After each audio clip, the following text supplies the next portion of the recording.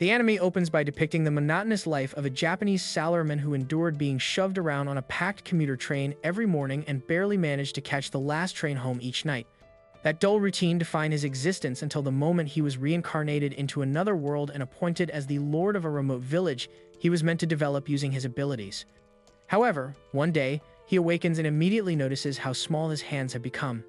Realizing that he is now inhabiting the body of a child, he rushes toward a nearby window and looks outside, only to see an expansive kingdom he does not recognize at all.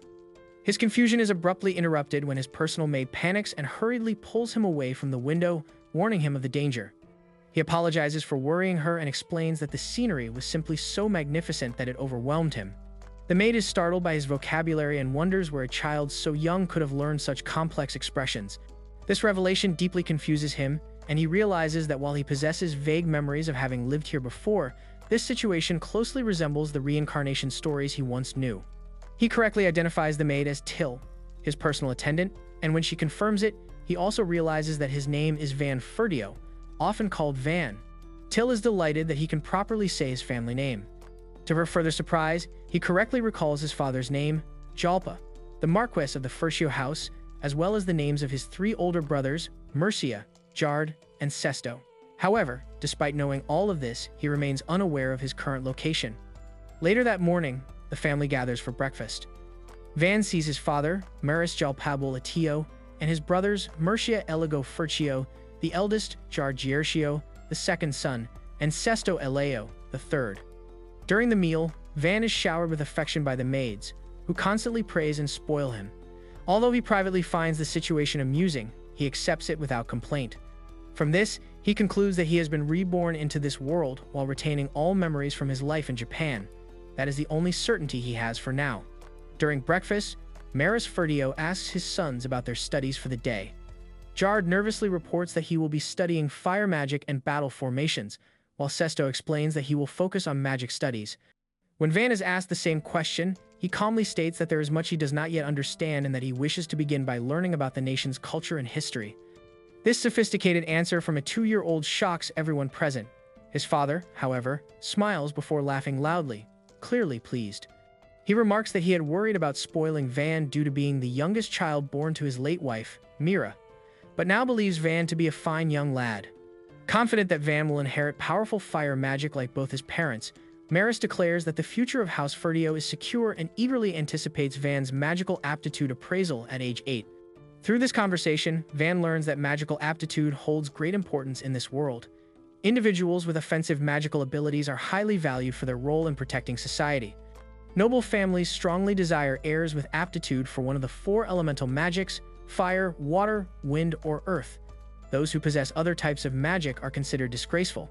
Knowing that his father and brothers all possess elemental magic, Van understands the immense expectations placed upon him. Determined to better understand the world, he begins asking Till countless questions. She explains that ships can only safely sail from the kingdom's main port due to massive sea monsters inhabiting the deep ocean. She also tells him about the many races that exist, including elves and dwarves, before being stopped by other maids who worry the information is too complex for him. Van reassures Till that he genuinely wants to learn more. When he asks about magical tools, she eagerly explains the existence of magic crystals, gemstones, and ores capable of storing magic. These materials can be used to create tools aligned with one's magical aptitude.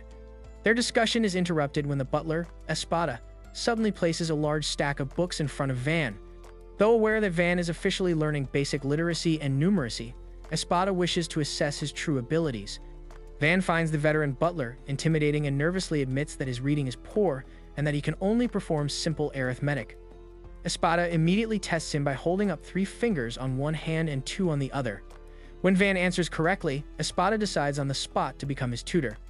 Unable to refuse, Van is subjected to grueling daily lessons. As a result, he learns to read and write within weeks and spends the next 2 years studying relentlessly from dawn until dusk. By the age of 4, Van begins sword training and often spars with Till, who easily dodges his attacks and teases him. During one such session, other maids intervene, accusing Till of disrespecting a noble. When they demand punishment, Van is confused, as he feels no offense. The head maid explains that such behavior would normally be considered a crime. Instead of issuing a harsh punishment, Van simply flicks Till's forehead and declares the matter resolved, leaving everyone stunned. Van continues studying swordsmanship daily, and by age 5, he can fight evenly with older trainee soldiers. His prior life experience gives him an edge, and soon he gains a reputation as a prodigy. Despite his noble status, he treats children of lower rank kindly and ensures their safety after each duel. During a break, Van meets Dee, the deputy commander of the chivalric order. Dee notices the lack of calluses on Van's hands and realizes that his academic training is far more intense than his physical one. Shocked to learn that he has been studying 3 times harder than others, Van begins to understand how abnormal his upbringing has been. Dee insists on personally training him in swordsmanship, promising to go easy due to his age. This promise proves false, as Van is forced through brutal exercises daily. Though exhausted, Van finds joy in this new life, experiencing a sense of fulfillment he never felt before. By age 6, however, the constant pressure becomes overwhelming. Wanting to enjoy his childhood, Van deliberately decides to slack off. He visits the marketplace for the first time, where he witnesses a man attempting to sell his own child into slavery. Horrified, Van intervenes and purchases the boy, Kamsin, granting him safety. Due to noble restrictions, Kamsin must officially become Van's slave to enter the mansion. Though uneasy, Van agrees for Kamsin's protection. The contract is sealed, and Kamsin begins working at the mansion, eventually growing healthier and more confident. As Van approaches his 8th birthday, anticipation spreads across the kingdom for his magical appraisal. Expectations are shattered when it is revealed that Van possesses no elemental magic and instead has production magic, widely regarded as useless. Enraged, his father nearly kills him before Mercia intervenes, proposing that Van be sent to govern a remote, undeveloped village instead. The proposal is accepted, and Van is exiled under the guise of becoming a lord. Though the situation is grim, Van looks forward to a peaceful, laid-back life. Despite his father's intention to send him away quietly, his departure becomes public due to Dee's actions. As Van leaves the capital, the people gather to give him a heartfelt farewell. Surprised and touched, Van waves back, sincerely thanking them all as he begins the next chapter of his life.